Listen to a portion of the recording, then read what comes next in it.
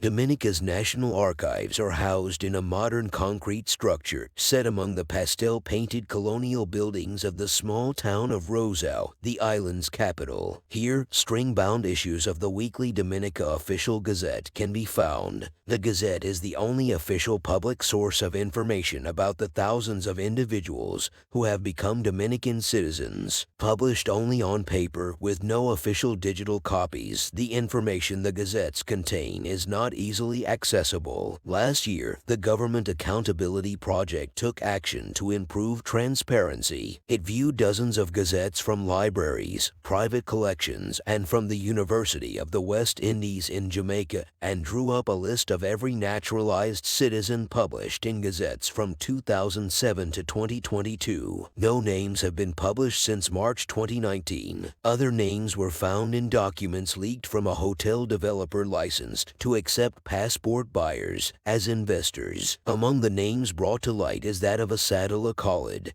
who served as governor of 2 provinces of Afghanistan, as the country's spy chief, and latterly as defense minister. He held these senior positions during the years of turmoil after the invasion by the U.S. and allies in 2001 until the Taliban took over in 2021. Khalid has been accused by UK and Canadian officials of responsibility for human rights abuses, including allegations, widely reported in 2012, that there was a torture chamber under his guest house. He obtained citizenship in 2017 at a time when these allegations were already public. The allegations against Khalid have never been tested in court. He has previously said there was no evidence for allegations that were just propaganda. Khalid did not respond to requests for comment. Another investor was Sassi Milad Sassi Greda, a former colonel under the Gaddafi regime in Libya. Greda obtained citizenship in 2015.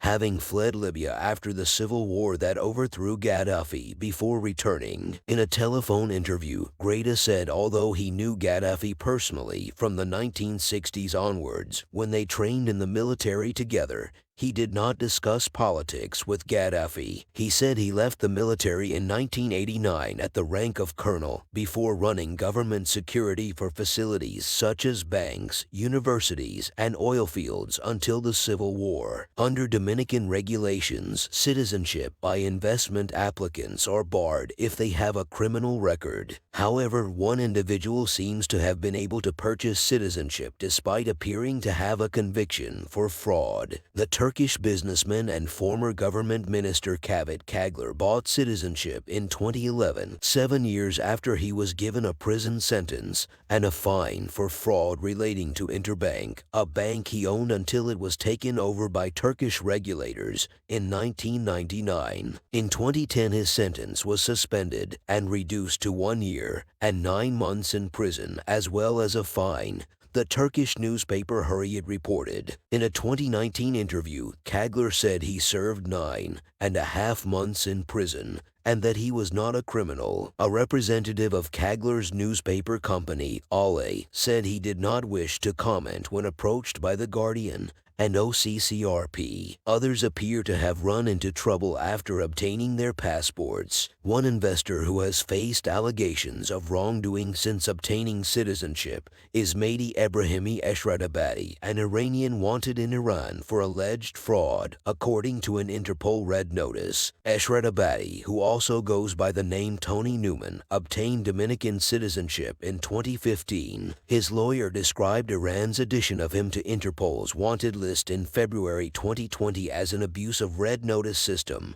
by the Iranian government. The lawyer said he was vigorously denying allegations by the Iranian regime and is defending himself in criminal proceedings in Iran. Odeh Nadir Abdulkarim al-Quraishi, an Iraqi, obtained a Dominican passport in 2012 before moving to Dubai, according to previously leaked property records. In 2016, media reports alleged that, while working as an engineer at an Iraqi state-owned oil company, he had accepted bribes between 2009 2009 and 2011 to steer lucrative contracts to clients of Anil, an oil services company. The following year, Iraq issued a warrant for his arrest in connection with the allegations. He denied any wrongdoing and said he left Iraq because of security and ethnic problems, and long before any of this started. By email, he said he would settle the matter once the security situation and the time is appropriate. Kyle Davies, a leading player in cryptocurrencies, appears to have obtained a Dominican passport in 2009. He co-founded the Three Arrows Capital Hedge Fund in 2012. However, the fund collapsed in 2022, one of a string of financial failures caused by the crash in cryptocurrencies, leaving investors claiming losses worth billions of dollars. Teneo, the liquidators of the fund, said in a statement last month that Singapore had issued a committal order for 4 months in prison for Davies for failing to cooperate with the liquidation process, but his whereabouts remain unknown at this point in time. Contacted by The Guardian, Davies's lawyers criticized the liquidators. They did not address questions about his citizenship.